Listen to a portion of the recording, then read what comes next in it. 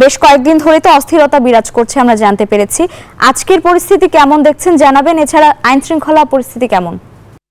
ধন্যবাদ। আপনি যেরকম বলছেন এবং কৃষক খাতে কিন্তু সাভারের আশুলিয়াতে যে নৈরাজ্য করছে সেই নৈরাজ্য প্রতিরোধে কিন্তু আইন শৃঙ্খলা বাহিনী প্রতিটা কারখানায় যেসব কারখানায় চালু রয়েছে সেসব কারখানায় কিন্তু নিরাপত্তা জোরদার করা হয়েছে। এবং আমরা যদি দেখাই যে শ্রমিকরা স্ব-সহায়তা প্রতিষ্ঠান সেসব প্রতিষ্ঠানে কিন্তু এই শ্রমিকরা তারা যাতায়াত করছে এবং কর্মস্থলে যোগ দিতে কিন্তু যে শ্রমিকরা আপনি দেখতেই পাচ্ছেন যে তারা সেখান থেকে যে এই বৃষ্টির মধ্যেও কিন্তু নির্দিষ্ট যে সময় সেই সময়ের মধ্যেই তারা কারখানায় যোগদান করতেন। এবং এখন কিন্তু গতকালকে আমরা যে শ্রমিকদের বিভিন্ন দাবি দাবা নিয়ে কিন্তু 34টি কারখানা ছুটি ঘোষণা করেছিল মালিক পক্ষ, এবং সে কারণে কিন্তু আমরা দেখেছি যে বেশ কয়েকদিন ধরে শ্রমিক আন্দোলনের নামে যে নৈরাজ্য করছে সেই নৈরাজ্য প্রতিরোধ করতে কিন্তু আইন শৃঙ্খলা বাহিনী তারা কিন্তু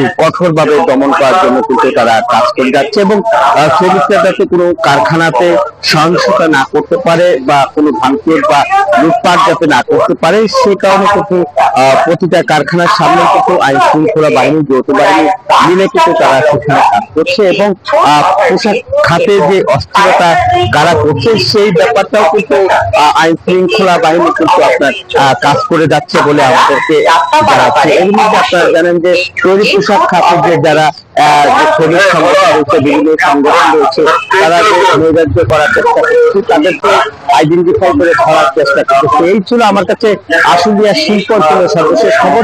ফিরে যাচ্ছি স্টুডিওতে লাইভের কথা।